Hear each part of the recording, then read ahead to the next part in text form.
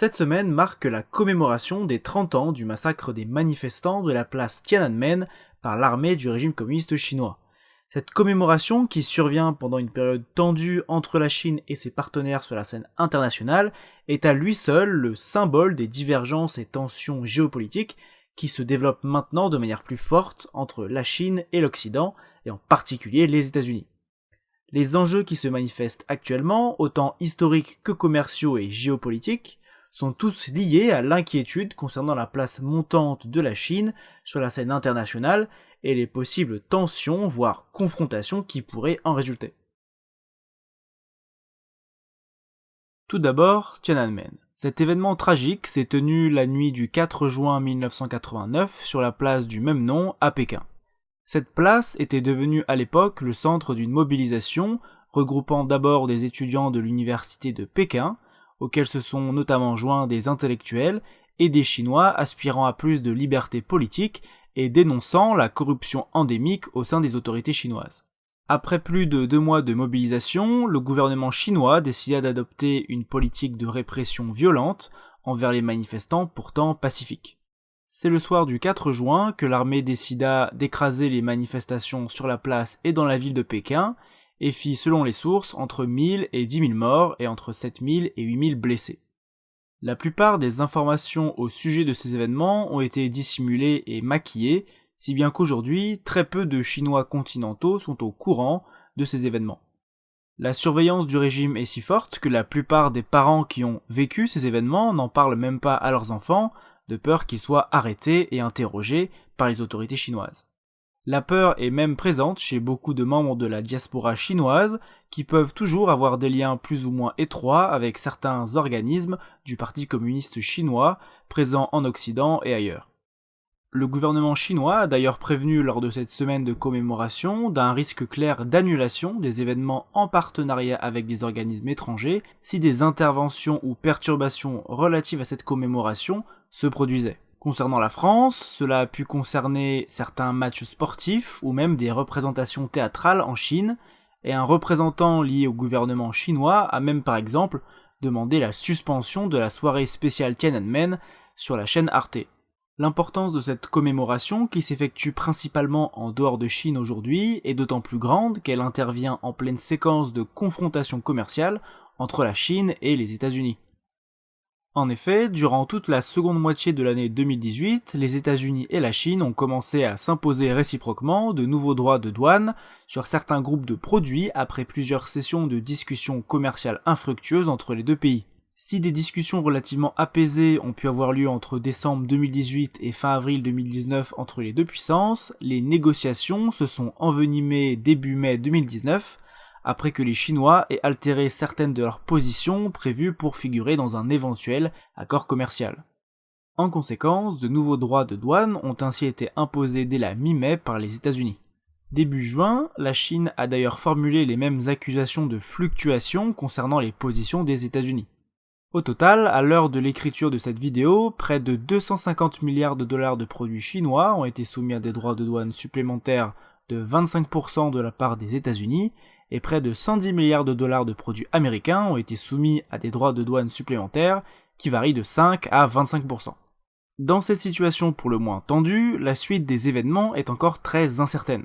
En effet, Donald Trump a déjà menacé lors de l'annonce de nouveaux tarifs en mai 2019 qu'il pourrait envisager de taxer à 25%, ce qui constituerait en fait la totalité des produits chinois qui n'ont pas encore été soumis à des tarifs douaniers, c'est-à-dire près de 325 milliards de dollars de produits chinois supplémentaires. Dans ce cas, la Chine répondrait certainement là encore avec des droits de douane de même ampleur. Cette confrontation commerciale directe qui dure maintenant depuis presque une année pourrait avoir des conséquences majeures sur l'économie mondiale et en particulier les économies des deux pays. En effet, les États-Unis et la Chine accueillent les chaînes de production industrielle parmi les plus productrices de valeur au monde.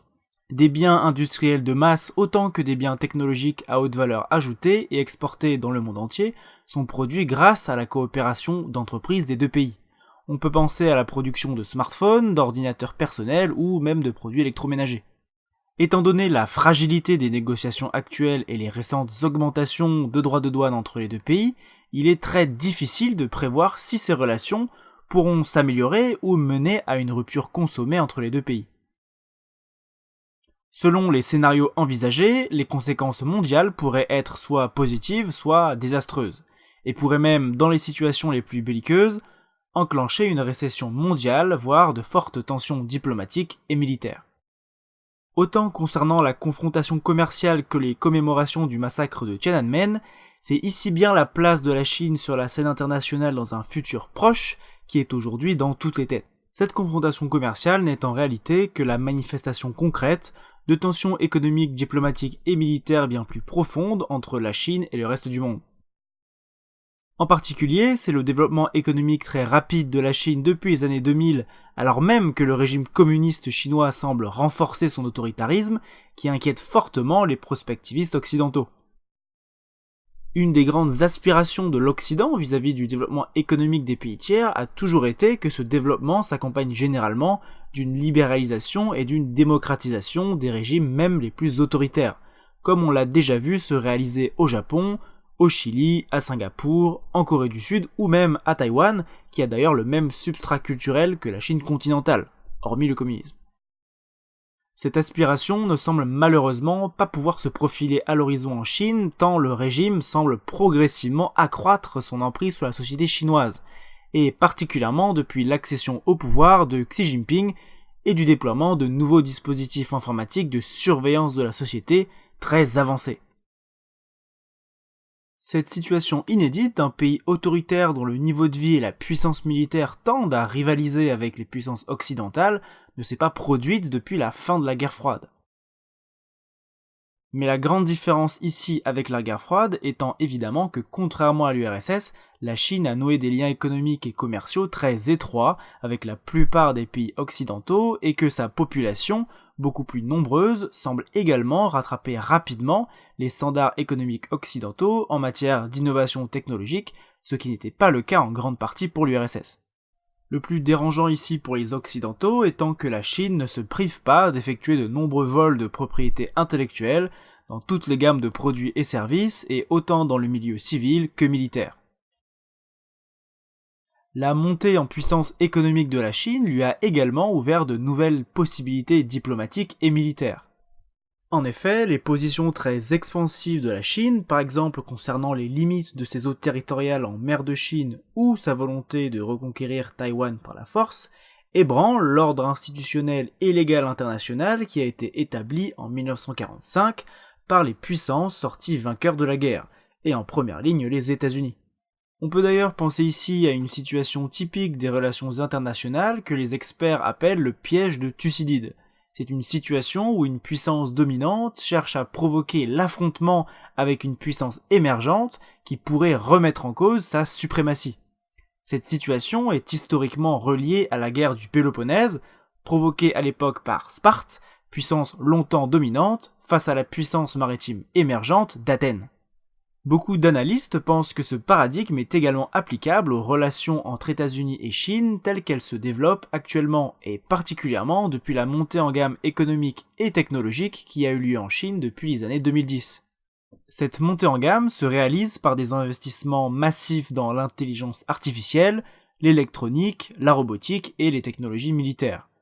Ces avancées pourraient éventuellement donner à la Chine les outils nécessaires pour pouvoir rivaliser militairement avec les États-Unis à horizon 2050.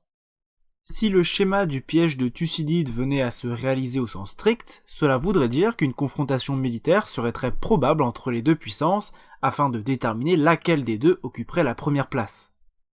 Néanmoins, beaucoup de facteurs, notamment économiques et commerciaux comme on l'a déjà vu, vont clairement à l'encontre d'une telle confrontation, du moins tant que Chine et États-Unis coopèrent dans de larges portions de leurs activités économiques. En effet, il suffirait que les négociations commerciales et diplomatiques échouent, ou même plus concrètement que les chaînes de production mondiale entre les deux pays se reconfigurent pour qu'une nouvelle guerre froide puisse se profiler et s'entretenir. Si par exemple toutes les entreprises occidentales relocalisaient leurs centres de production dans d'autres pays d'Asie du Sud et affaiblissaient ainsi les liens commerciaux entre la Chine et les États-Unis voire l'Occident, une confrontation pourrait éventuellement se réaliser sans heurter autant qu'aujourd'hui les économies de ces deux blocs. Il est à ce titre assez intéressant de remarquer que le gouvernement américain a déjà convaincu plusieurs multinationales américaines comme Apple ou Microsoft de réorienter leur production en dehors de Chine. Selon un sondage de la Chambre de commerce américaine en Chine, environ 40% des firmes implantées souhaitent ou ont déjà relocalisé une partie de leurs activités hors de Chine. Ce scénario de confrontation dure n'est donc clairement pas impossible, même s'il reste improbable au stade actuel. D'ailleurs, comme on l'a vu avec l'URSS, une guerre froide ne signifie pas forcément un affrontement direct, surtout quand les deux puissances en question détiennent l'arme nucléaire, et c'est le cas de la Chine comme des États-Unis. La Chine ne semble pas néanmoins disposer des caractéristiques qui ont pu affaiblir l'URSS face aux États-Unis. En effet, les Chinois se sont clairement dégagés de beaucoup des lourdeurs idéologiques du communisme qui avaient empêché en URSS un développement économique aussi rapide qu'on l'observe en Chine actuellement. La création et la diffusion de technologies innovantes et concurrentielles dans le secteur privé est également une caractéristique qui était inexistante en URSS. Aujourd'hui, on le sait, l'un des points majeurs des discussions commerciales entre les deux puissances est le statut des corporations technologiques chinoises comme Huawei, qui est l'entreprise la plus avancée et compétitive au monde sur la technologie 5G qui devrait bientôt remplacer les réseaux 4G existants, et ce devant les Américains, ce qui est déjà une révolution en soi. L'inquiétude principale ici résidant dans le fait que cette entreprise a des liens politiques très proches avec le gouvernement chinois.